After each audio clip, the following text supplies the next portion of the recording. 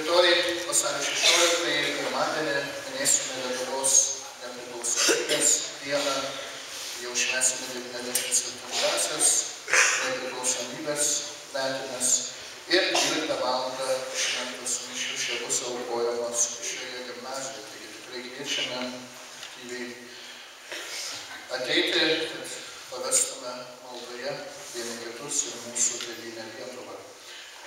Vasario 17 dieną, antradienis, tikrosios užgavėnės, taip kaip čia buvo ir šeštadienį, sekmadienį šiandien švenčiamos. Tai yra būtent ta diena, kai prisilinksminam ir prisivalgo riebiai blynų, kad turėtume gavėnėje tų atsargų. Taigi būtent toks kaip įvadas į gavėnę yra užgavėnės. Tai mes švęsime jas vasario 17 antradienį, kaip ir prideda švęsti užgavėnes. Ir šventos mišios 17 valandą, o po šventųjų mišių čia gimnazijos stadione vyks ta šventė didžiulė. Taigi ir kaimynus paraginkite, ir patys ateikite, prisiminkite, kaip ir turbūt senoliai ir kaime, ir dar net kaukėse, nebijokite ateiti ir su kaukėm ir visą kitą. Tikrai. Vasario 18 dieną, jau trečiadienį, pradėsime gavėnios kelionę. Pelenų trečiadienis ir šventos mišios bus aukojamos 18 valandą, kur pasibarstę pelenais pradėsime 7 savaičių gavėnios kelionę. Ir primenu, kad Pelenų trečiadienis yra vienas iš didžiųjų pasninkų. Yra pasninkai didieji 2. Kada? Kūčia sako, taip. Koks ten pasninkas, kai stalai lūžta? 2 yra. Tai yra Pelenų trečiadienis ir didysis penktadienis. Tai yra jau tokie, nors tuos 2 tikrai išlaikykime. Ir tai yra ir pasninkas 2 dalykai. Ir susilaik, ir abstinencija, tai reiškia visiškas nevalgymas mėsos ir kartu ir pasninkas.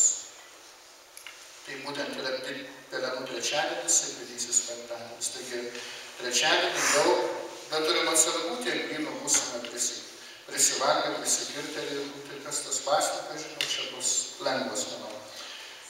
Vasario 22 švęsime pirmą gavėnios sekmadienį ir šitą gavėnios sekmadienį pradėsime rekolekcijomis, parapijų mūsų atvažiuos kunigas svečias ir praves rekolekcijas.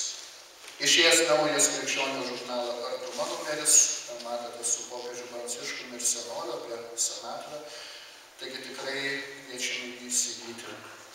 Ir toliau vyksta akcija kėdė, jau turime 31 kėdei surinkta, dar liko 69, taigi tikrai ačiū Jums, kad prisidedate prie šitos akcijos ir užsakysime, matot, jos kėdės irgi toks simbolinis, nes tos kėdės atvyks iš Ukrainos, jos yra užsakomas, nes Ukraina pigesnis negu Lenkija pasirodo.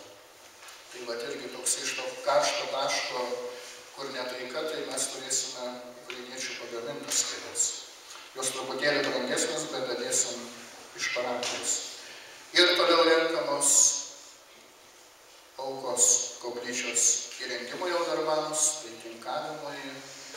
Ir kad kovo 29-ąją, garbų sekmadienį, mes turėtume šiek tiek galbūt jau apdailinti, pilnai nebus, nes dar reikės, bet manau, su savivaldybės pagalba šiek tiek mes pajudėsime į priekį.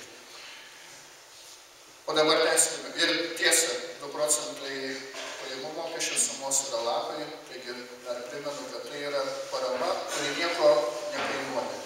Nebūkime abejingi.